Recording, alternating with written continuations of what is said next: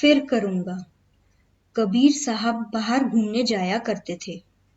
एक बूढ़ा इंसान खेत में बैठा हुआ मिलता था। एक दिन कबीर साहब ने उससे कहा कि भजन किया कर। वह बोला, छोटे छोटे बच्चे हैं, जवान हो जाएं फिर करूंगा। जब बच्चे जवान हो गए तो कबीर साहब फिर मिले और कहा कि भजन किया कर।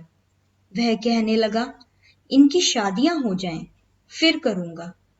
जब शादियां हो गईं तो कबीर साहब ने कहा कि अब क्या विचार है। बूढ़ा बोला, पोतों का मुंह देखने की इच्छा पूरी कर लूं।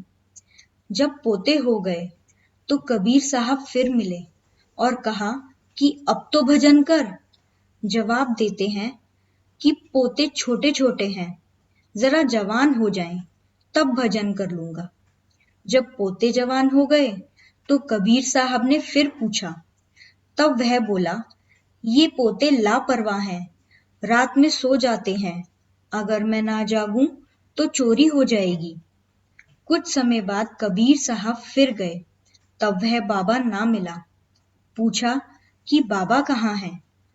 पोतों ने कहा कि जी वह गुजर गए। उस बूढ़े को घर की गाय भैंसों से बड़ा प्यार था। वह गाय भैंसे पालता था। एक गाय से उसे बड़ा प्यार था। जब मर गया तो गाय के पेट में आया और बछड़ा बना। कबीर साहब ने अंतर्ध्यान होकर देखा तो पता लगा कि वह बछड़े का जन्म पाकर जवान हुआ। उसे खूब हल में जोता, बहुत चलाया और फिर वह बूढ़ा हो गया। जब उनके कुछ काम ना रहा तो उन्होंने उसे गाड़ीवान को बेच दिया। उसने भी उसे 10-12 साल जोता। जब वह उसके काम न रहा तो उसने उसे तेली के हवाले कर दिया, जिसने उसे कई साल कोल्हू में जोता। जब वहां भी निकम्मा हो गया तो उसने कसाई को बेच दिया। कसाई ने क्या किया, मारकर उसका मांस बेच दिया और जो चमड़ा था वह नगाड़े वाले ले गए। उन्होंने उसका नगाड़ा बना लिया। अब उस पर खूब डंडे पड़ने लगे।